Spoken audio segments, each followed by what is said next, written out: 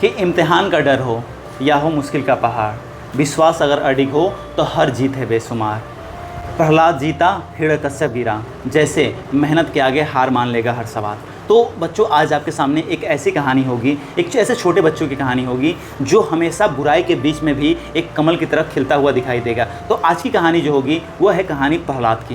प्रहलाद के बारे में सब लोग नाम सुने होंगे। तो कहानी है, एक किसी राज्य में एक राजा रहता था जिसका नाम था हिरण्यकश्यप। हिरण्यकश्यप अपने आप में एक निरंकुश राजा माना जाता था। वो बहुत ज़्यादा ही दूसरे के ऊपर क्रूरता का काम करता था और अपने यहाँ के राज्य के सभी लोगों से ऐसा कहता था कि तुम्हारा भगवान सिर्फ मैं हूँ और सिर्फ तुम मेरी पूजा करो, मेरे अलावा किसी की पूजा नहीं करनी है। अगर किसी और की पूजा करता था, कोई मिल जाता था, तो उसके ऊपर वो लगातार याचनाएं करता था, लगातार उसको दुख देता था। लेकिन उसी के घर में एक छोटे से बच्चे का जन्म हुआ जिसका नाम पड़ा था प्रहलाद। प्रहलाद जो बचपन से बहुत ही मासूम, बहुत ही प्यारी सी नन्ही सी आंखों वाला बच्चा, जो दिखने में ही एक अपने आप आकर्षण की मूर्ति लगते थे, ठीक है, वो बच्चा जिसको हमेशा ये सिखाया गया कि तुमको पूजा करनी है तो किसकी पूजा करो, हिरण्यकश्यप की पूजा करो, पूजा करनी है तो किसकी पूजा करो, राक्षसों की पूजा करो। लेकिन वो बच्चा बचपन से ही एक इंसान की पूजा करता था और वो हमारे भगवान थे। कौन थे? विष्णु भगवान। वो हमेशा बचपन से उनके मुख पे एक ही नाम होता था, नारायण नारायण नारायण। अब ये बातें किसी भी पिता को अच्छी नहीं लगेगी कि उसके राज्य में जब कहा जाता था कि मान लो तुम्हारे पापा कहें कि ये तुम्हारा दुश्मन है, इससे बात नहीं करना है, और तुम उसी दुश्मन की पूजा करने लगो, तो तुम्हारे पापा तुम पे क्या हो जाएंगे? गुस्सा हो जाएंगे। उसी तरह से जब उसके पिता मना करते थे कि तुमको सिर्फ हमारी पूजा करनी है, मेरे दुश्मन से तुम मेरे दुश्मन से बैर रखो, लेकिन उसी दुश्मन की वो क्या करते थे? पूजा करते थे। इस पर हिरण्यकश्यप बहुत ही चिढ़ जाता था और उन पर तरह तरह की याचनाएं देता था। लेकिन इतना कुछ होने के बाद भी कभी भी प्रहलाद के मन में, कभी भी प्रहलाद का कभी विश्वास उससे कम नहीं हुआ। वो हमेशा श्री नारायण का नाम लेता हुआ चलता था और जिससे गुस्सा होकर उसके पिता उस पर अनेक यातनाएं करते थे, जैसे उसको ले जाकर पहाड़ से ढकेल देना। यानी उन्होंने अपने सैनिकों से आदेश दिया कि ले जाओ इस बच्चे को और पहाड़ की चोटी से ले जाकर नीचे ढकेल दो। सैनिक लेकर गए, पहाड़ की चोटी से उसको धक्का दे दिए। लेकिन धक्का देते वक्त भी ना प्रहलाद के मन में ना कभी ऐसा भाव नहीं आया ना कि मुझे इनसे दुश्मनी करनी है। प्रहलाद अभी भी अपने मन में पिता का एक अलग सम्मान लेकर चलता था, लेकिन उनके मन में भगवान का एक अलग सम्मान रहता था। खुशी खुशी वो खाई से गिरने के लिए भी तैयार हो गए थे। और उनको जब धक्का दिया गया, आश्चर्य की बात ये है कि उनको एक भी खरोच नहीं है, पता नहीं कैसे, बट वो सुरक्षित ज़मीन पर आ गए। अगर हम इसी चीज़ को पढ़ाई से रिलेट करें, आपसे बोला गया है कि अगर आपको भी पढ़ाई से अगर इसको रिलेट करते हो तो आप ये जान सकते हो कि ये जो खाई है ना, वो खाई क्या है? आपके मन का डर। वो जो डर की खाई है ना, जो डर की खाई में आप लोग बैठे हुए हैं ना, कि किसी भी जगह पे आप जाते हो तो आपके मन में एक डर आ जाता है कि मैं क्या होऊंगा? फेल हो जाऊंगा, पता नहीं मैं इस एग्ज़ाम में बैठूंगा, पता नहीं पास होऊंगा कि नहीं होऊंगा, पता नहीं मैं ये काम कर पाऊंगा कि नहीं कर पाऊंगा। 4 घंटे पढ़ने के लिए कोई बोल दे तो मन में एक डर आ जाएगा, पता नहीं इस डर को तुम पार कर पाओगे कि नहीं कर पाओगे। लेकिन अगर आपके मन में पक्का और दृढ़ विश्वास है तो चाहे किसी भी तरह का डर हो, आप उस खाई को क्या कर जाओगे? पार कर जाओगे। कैसे करोगे ये नहीं पता है, लेकिन कहीं ना कोई एक सहारा आ जाएगा जो तुमको उस खाई से निकाल के क्या करेगा? बाहर ले जाएगा, जैसे प्रहलाद को बचाकर बाहर ले जाएगा। ऐसे ही जब अब वापस आए, जब प्रहलाद को देखा गया उससे उनका कुछ नहीं हुआ, तो उनको सांपों के बीच में ढकेल दिया गया। सांपों के बीच में, समझो जहाँ सैकड़ों नाग बैठे हों, उनके बीच में एक मासूम से बच्चे को क्या कर दिया जाए? छोड़ दिया जाए। जो नाग हमेशा तैयार है क्या करने के लिए? डसने के लिए। लेकिन आश्चर्य की बात, वहाँ भी उनमें से किसी भी नाग ने उनको डसा नहीं, जबकि उल्टा उन नागों ने उनका क्या किया? दुलार किया। अब ज़रा इसको भी हम आते हैं, अगर इसको पढ़ाई से जोड़ना चाहते हो तो तुम्हारे अंदर के नाग कौन है? तुम्हारे अंदर के आलस, तुम्हारे अंदर का नींद, तुम्हारे अंदर के काम टालने की आदत, ये हमेशा तैयार बैठे हैं। किस लिए? तुमको डसने के लिए। यानी हमेशा वो तैयार हैं कि तुम अभी बिस्तर पे तो जाओ, देखो सो जाओगे, काम है, अरे कल कर लेंगे, मैथ्स है कल कर लेंगे, साइंस है परसों पढ़ लेंगे। ये नाग है हमारे। तुम इस नाग को अगर जितना फन फैलाने का मौका दोगे, वो उतना ज़्यादा तुमको क्या करेंगे? डसेंगे। तो उस नाग से आप कैसे बच सकते हो? तो मन में क्या होना चाहिए? एक दृढ़ संकल्प होना चाहिए। एक मन में क्या होना चाहिए? विश्वास होना चाहिए। मन में होना चाहिए कि चाहे कोई भी परिस्थिति आए, जो मेरा डिसिप्लिन है उसको हम तोड़ेंगे नहीं। अगर आपने बनाया कि 4 घंटा पढ़ना है तो 4 घंटा पढ़ना है, उससे बाहर नहीं जाना है। अगर ऐसा करते हो तो कोई भी नाग आपका कुछ कर नहीं सकता है। अब उनके ऊपर यातनाएं दी जाती थी, अलग अलग तरह से काम की जाती थी। उसी में एक उनकी बहन जी आ जाती हैं। क्या नाम है वो बहन का? होलिका। होलिका को क्या वरदान मिला था? उनको आग में वो जलेंगी नहीं। अब आग में जलेंगी नहीं तो उनको बुला लिए उनके भैया ने ए बहिना सुनो, ऐसा करो, आओ बैठते हैं। अब क्या करना, तुम मेरे लड़के को लेकर बैठ जाना, मेरा लड़का जल जाएगा, तुम क्या हो जाओगी, बच जाओगी। क्यों बच जाओगी, तुमको क्या मिला है? वो तो समझे होलिका रही राक्षसी, अरे हम तो बैठेंगे लेके, हम जलाएंगे। लेकिन इतना यातना किसके ऊपर किया जा रहा है? प्रहलाद के ऊपर। अगर नॉर्मल इंसान कोई रहता, उसको क्या आता, गुस्सा आता, उनको क्या होता, नफरत होता। किससे?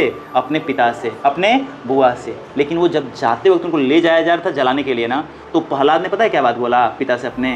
उन्होंने बोला ना, पिताजी प्लीज़ बुआ को आग पे मत बैठाओ, क्योंकि बुआ क्या हो जाएंगी, जल जाएंगी, बुआ मर जाएंगी। अब पिता के अंदर क्या भरा था? अहंकार। कैसा अहंकार? मेरी बहन है। कौन है? मेरी बहन है, जलेगी नहीं। बहन के अंदर अहंकार है। कैसा अहंकार? मैं जलूंगी नहीं, क्योंकि मुझे क्या मिला है, वरदान मिला है। लेकिन कहीं ना कहीं आप लोगों ने मूवी अभी देखा है ना, कौन सा मूवी, महाअवतार नरसिंह, उसमें बार बार बोला गया है कहीं ना कहीं इस संसार के रचयिता कौन है, भगवान विष्णु। अगर किसी को कोई वरदान मिला है तो उसमें कुछ ना कुछ कमियां रखी गई हैं, और उनमें भी कमी थी। होलिका लेकर बैठती हैं किसको, प्रहलाद को, और उस होलिका में वो प्रहलाद तो नहीं जलते हैं, लेकिन वो पूरा होलिका जल के क्या हो जाती हैं, राख हो जाती हैं। तो अब आते थोड़ा बहुत पढ़ाई के ऊपर।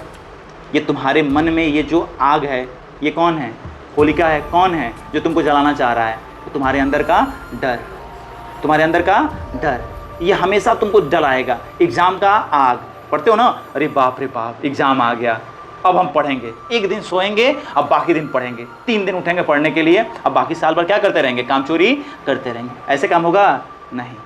आपके अंदर एक विश्वास होना चाहिए ना। कैसे प्रहलाद बचे वहाँ से? क्योंकि उन्होंने बचपन से सिर्फ एक नाम लिया था, किसका, श्री नारायण विष्णु जी का। तो उस आग में भी बैठ के ना वो और कुछ नहीं कर रहे थे। क्या कर रहे थे? वो नाम ले रहे थे, ओम नमो वासुदेवाय नमः, ओम नमः वासुदेवाय नमः, श्री नारायण नारायण नारायण। यानी उन्होंने वो लगातार वो मंत्र क्या करते गए, रटते गए। तो क्या वो एक दिन की मेहनत थी? नहीं, वो मेहनत कब से थी उनकी, सालों की मेहनत। तो अगर आप सोचोगे पढ़ाई में क्या हम एक दिन में एकदम पढ़ के पास हो जाएंगे?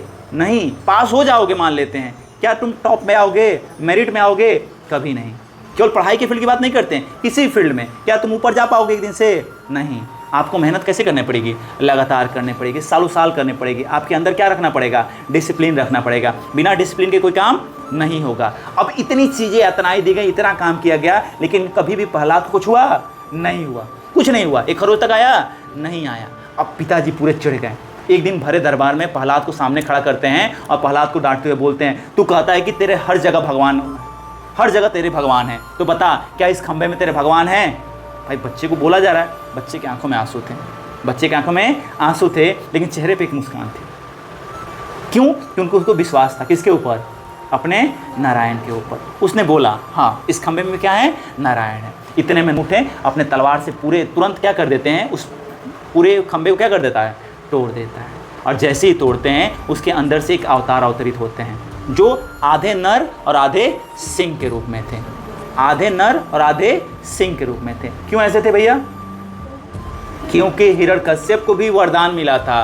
क्या वरदान मिला था? कि कभी भी उनको ना तो कोई इंसान और ना ही कोई जानवर मार सकता है। अब उस वरदान को काटने के लिए जो महाअवतार हुआ था, वही अवतार कौन सा था, नरसिंह अवतार, जो आधा नर और आधा सिंह, सिंह मतलब शेर था, सिंह मतलब शेर थे, यानी आधा मनुष्य और आधा शेर। अब वो तो ना ही इंसान में है ना ही जानवर में है। और वहाँ पे नरसिंह अवतार होते हैं, नरसिंह जी आते हैं और वहाँ पे हिरण्यकश्यप का सीना क्या कर देते हैं, चीर देते हैं। तो एक छोटी सी कहानी जो आपको बहुत चीज़ों में सीख दे के जाएगी, वो एक सीख ये भी है कि अगर आपके अंदर आप इंसान हो तो आपके अंदर भी हिरण्यकश्यप है।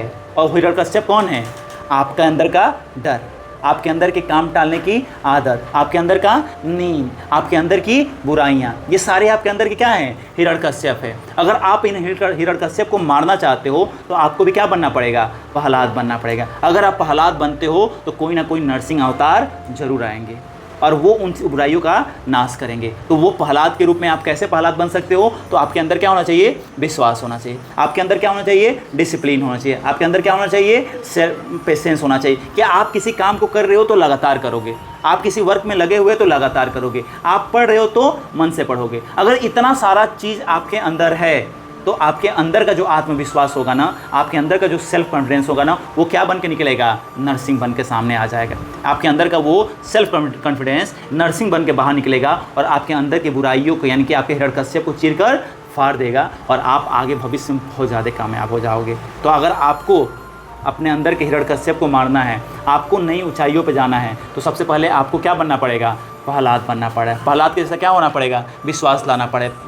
प्रहलाद के जैसा क्या लाना पड़ेगा? विश्वास लाना पड़ेगा। प्रहलाद के जैसा सहनशीलता लानी पड़ेगी। प्रहलाद के जैसे पेशेंस लाना पड़ेगा। प्रहलाद के जैसे डिसिप्लिन लाना पड़ेगा। अगर आप प्रहलाद नहीं बनोगे तो कोई नरसिंह अवतार नहीं आएगा, कोई आपको बचाने नहीं आएगा, आप ऊपर नहीं जाओगे। तो प्रहलाद बनो, नरसिंह अपने आप आते हैं। जय श्री कृष्ण।